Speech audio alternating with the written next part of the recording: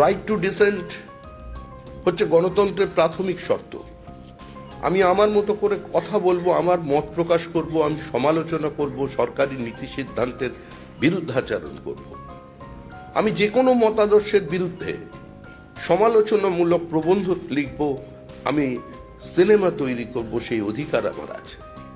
কিন্তু ভারত তেরি টুকরে হোঙ্গে ইনশাল্লাহ ইনশাল্লাহ, এখন এই কথা বললে তো মানুষ মারবে, খুব মারবে। তার দায়িত্ব তো কোনো সরকার নিতে পারবে না। ওইটা বাদ দিয়ে যে কোনো আলোচনা তো আমরা গ্রহণ করে নেব। কিন্তু আমরা উদ্ধত কি দেখলাম, যে সাফল্য দেখালো, সেই সাফল্যের মধ্যে দিয়ে অন্তত একটা জিনিস প্রতিষ্ঠিত হয়ে গেল, যে কোনো গণতান্ত্রিক ব্যবস্থার মধ্যে ঔদ্ধত্যের কোনো জায়গা নেই, উন্নাসিকতার কোনো জায়গা নেই, অহংকারের কোনো জায়গা নেই, এবং সর্বোপরি মানুষের কথা বলার অধিকার, প্রতিবাদ করবার অধিকারটা কেড়ে নেবার কোনো জায়গা নেই।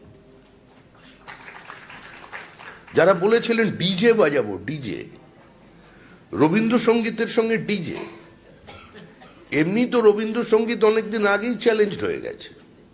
কারণ রবীন্দ্রনাথ গীত বিতান লিখেছিলেন, আমরা এই সাম্প্রতিককালে কবিতা বিতান পেয়েছি। রবীন্দ্রনাথ গীতাঞ্জলি লিখেছিলেন, আমরা কথাঞ্জলি পেয়েছি।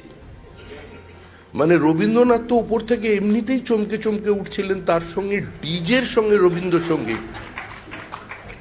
ওপরে তো জর্জ বিশ্বাস ভাবতে শুরু করেছিলেন, যিনি একবার আমার একটু রবীন্দ্রসঙ্গীত আমার মতো করে সুর করার কারণে আজকে আমার গান পর্যন্ত বন্ধ করে দেওয়া হয়েছিল। কিন্তু ডিজের সঙ্গে রবীন্দ্রসঙ্গীত কিরম লাগে হয়তো ওপর থেকে রবীন্দ্রনাথ অপেক্ষা করছিলেন শুনতে। কিন্তু যারা বলেছিলেন ডিজে বাজাবো, এখন সুখী গৃহকোণে, সেখানেও আতঙ্ক নিয়ে তার একটা করুণ সুরের বাঁশি বাজাচ্ছেন। হ্যাঁ, এবার বলছেন যে ডিজে বাজাবো, কিন্তু ডিজে আমি আমার রাজ্যে বাজাবো না, ডিজে ভারতবর্ষে বাজাবো না, আমি ডিজে বাজাবো বিদেশে গিয়ে, বিদেশে যাব, ডিজে বাজাবো, চ্যালেঞ্জ করব, কোর্টে পৌঁছে গেছেন। তো যারাই এই দেশের মাটিতে দাঁড়িয়ে কোনো গণতান্ত্রিক ব্যবস্থাকে আক্রমণ করেছেন, মানুষ অচিরেই তাদের প্রত্যাখ্যান করেছে।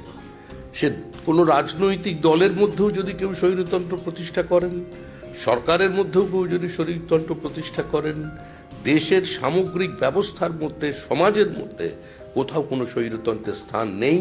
কারণ এই মাটি বহুত্ববাদের মাটি, এটাই ভারতবর্ষ। বাংলার কলরব, সত্যের সন্ধানে আমরা অবিচল।